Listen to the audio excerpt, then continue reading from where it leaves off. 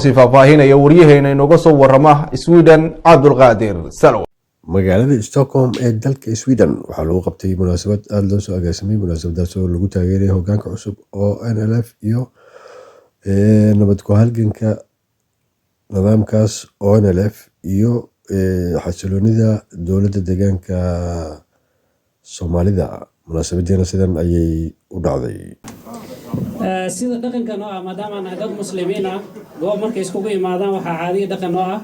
inaan ku bilaabano wax kasta ayadaha quraanka kariimka ah waxaan noo akhrin doono oo raba halkan ugu yeero Sheekh Shaafi shaytaanir rajiim ya ayyuhalladhina aamanu يا أيها الذين آمنوا إن جاءكم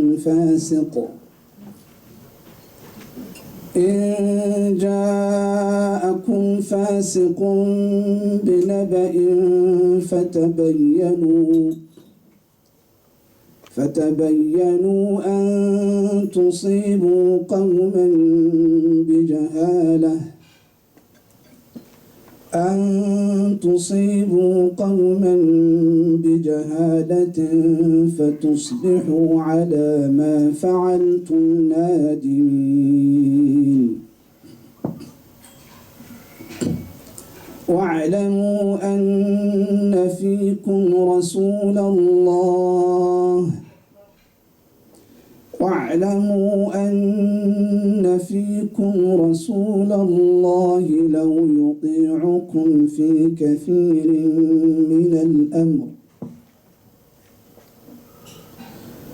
لو يطيعكم في كثير من الأمر لعنتم ولكن الله حبب إليكم الإيمان وزينه في قلوبكم وكره إليكم الكفر والفسوق والعصيان أولئك هم الراشدون فضلا من الله ونعمة والله عليم حكيم وإن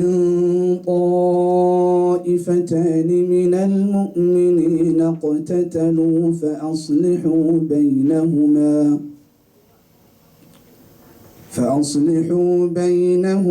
فإن بغت إحداهما على الأخرى فقاتلوا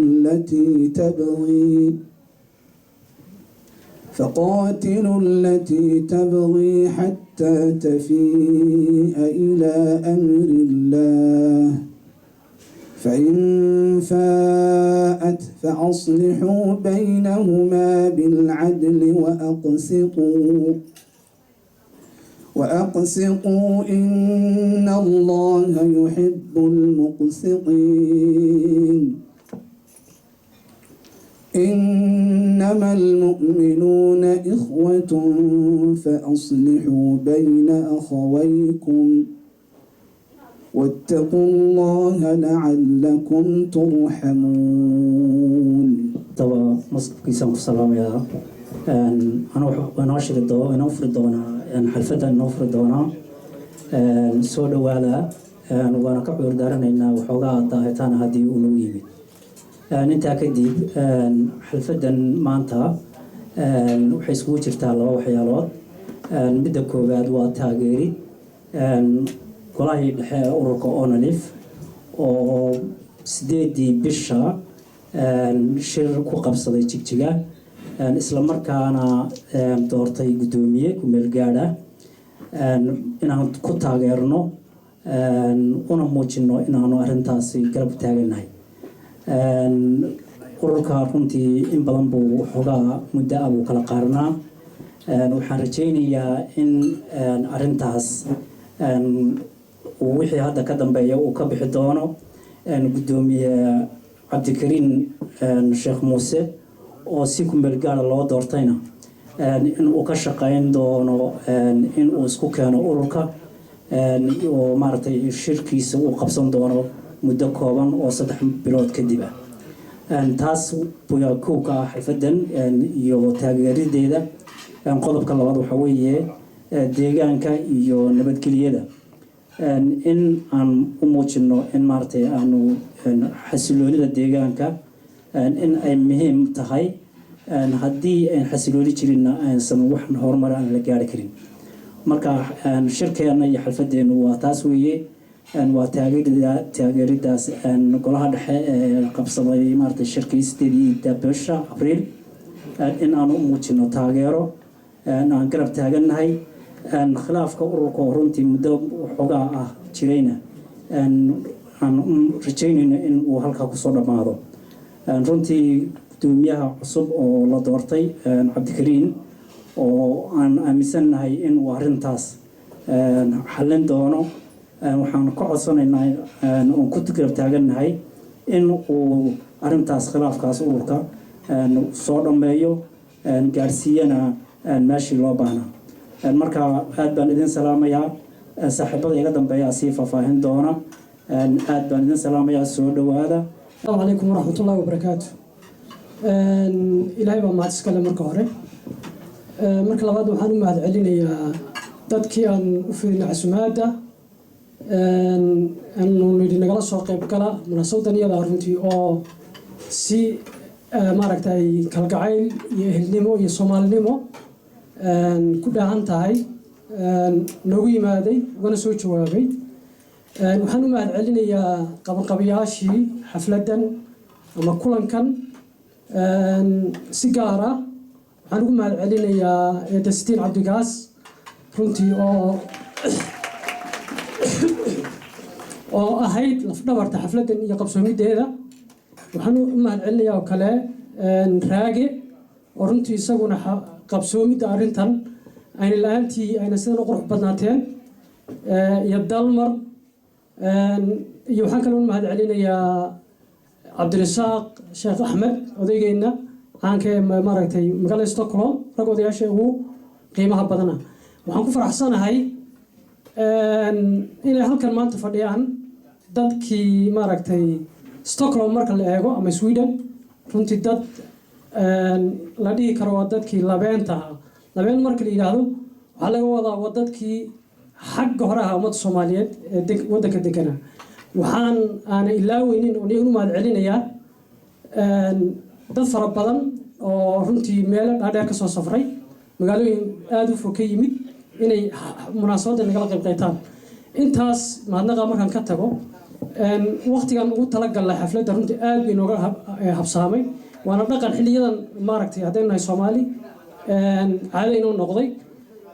oo ah inaan mar walba ay waxaynu dib u dhaco marka saadaradeed dadkii hore u yimid waan ka raali gelinaynaa kuwii soo daahayna ma canaanayno waxa leeyahay waa mahadsantihiin noo timaadeen inta markaan ka gudbo waxaan jeclahay inaan aad u soo koobo labada qodob uu sheegay gudoomiye Soocane ayuu ku saabsanaan doonaa shirkeena ama kulankeenan marka aan waxaan taaban doonaa oo aad aan u soo koobaya taaban doonaa arinta ururka WNLF iyo khilaafaadkiisa iyo waxa ka jira inaan waxaan ma rabo inaan si deeply u galo laakiin waxaan rabaa inaan si yar oo kooban si ay dadku ula qabsadaan maxaa dhibka jira muxuu yahay waad la socotaan WNLF 1994 ayaa waxay bilowday dagaal hubeysan oo ay la gashay xukuumaddii tan ka horeysay Ethiopia TPLF oo maaragtay Malazana hogaaminayay 2018 ayaa markaa waan koobaya ma rabo inaan wax badan ku dheeraado ayaa waxay go'aansatay isbedelkii ku yimid xukuumadda Ethiopia iyadoo oo qiimeysay xaaladda Geeska Afrika oo duruuf adag ay ku halgamaysay heshiisna u dhaxmaray dawladdii kaliya ee Geeska Afrika markaa oo la taageerisay oo ahayd Eritrea yaa waxay go'aansatay fursadaas timid ee nabadgelyada ah in ay ka faa'iideysato oo ay tagto gudihii marka waad ogtihiin markii ay muddada dheer urur soo dagaalamayay oo duruufaha adag soo dagaalamayay marka uu tago wadankii uu tago meeshuu la dagaalamayay uu markaa isu rogo inuu ka tago from jabhad xisbi markaad ka guurayso inaad ka guurayso dagaal eed u guurayso mid siyaasi ah runtii dhibaato badan bay leedahay ururku marka istaraatiijiyad buu lahaa markuu meeshii tegayay istaraatiijiyad buu lahaa uu nabadan si uga faa'iideysan lahaa kow marka aragtiduwaantu waxay ka timid kow awoodda deegaanka ama Ethiopia marka la dhaho sideen uga qayb qaadanaynaa waa aragti lagu kala duwanaaday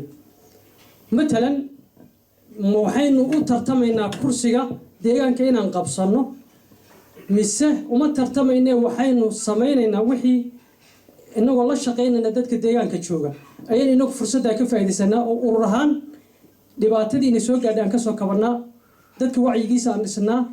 aan ka faa'iideysanaa nabadaas waa aragti lagu kala duwanaaday oo ururka waxyaabaha salka ku haya khilaafaadku ka mid tahay waxaan leeyahay marti sharafta qiimaha iyo qaayaha leh ee halkan isugu timid sida markii horeba laydiin soo dhaweeyey soo dhawaada aadna waad u mahadsantihiin xafladan qiimaha badan ee marti sharafka lagu soo dhaweeyey sida uu horey u sheegay guddoomiyaheena Soocane labadaa arrimood bay maaragtay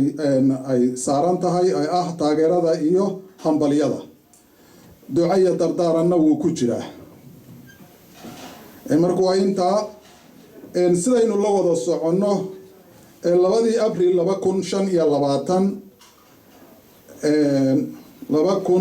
2025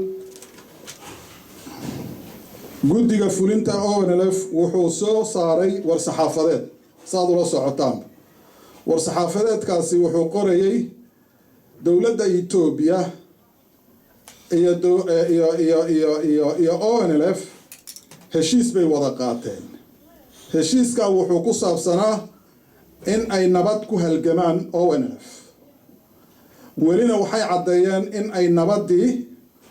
ay weli ku halgamayaan sida qodobka hadda ku qornaa mar dhaweytaan arkay halkan nabad ku halgan marka inay nabadda ku halgamaan taas waan ku taageeraynaa waanu ku taageersanahay waa waxaanu halkan u nimid nabad baa naasna luuga leh nabad baanu taageersanahay ma taageersanahay nabad baynu taageersanahay ciddii nabad wadda waa soo dhaweynaynaa dagaalse kuma jirno warku waa inuu cad yahay sida caanaha geela inuu uga caddaado wey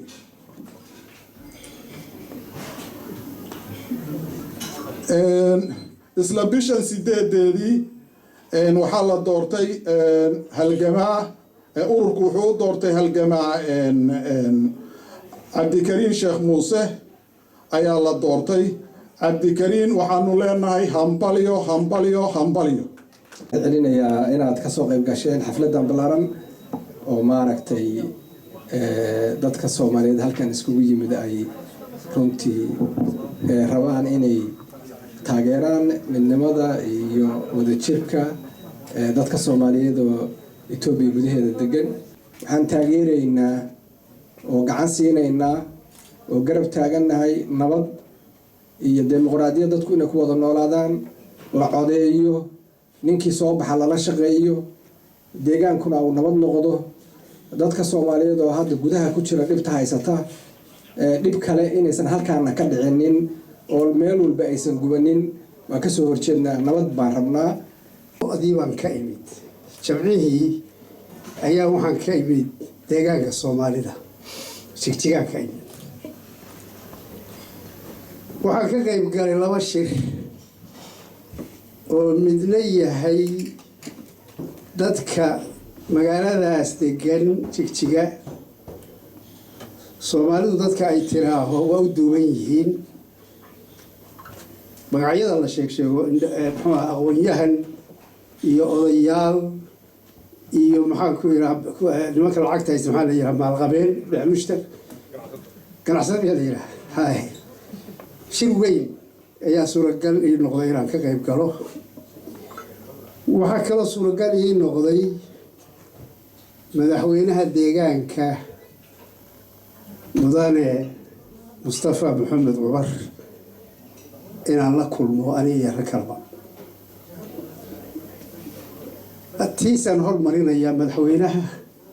madaxweynuhu anagu horena isuma aqoon jaga hadda aan u haya dadka Soomaalida ah iyo cid kale midna naguma qaabilaan iyo raggii waan u tagnay laakiin wuxuu ka falceliyey halkuu inoo ku yimid waa la soo dhaweysay fiican baa Soomaalidu soo dhaweysay wuxuu maqlay dad odayaal ah oo reer Stockholm baa jooga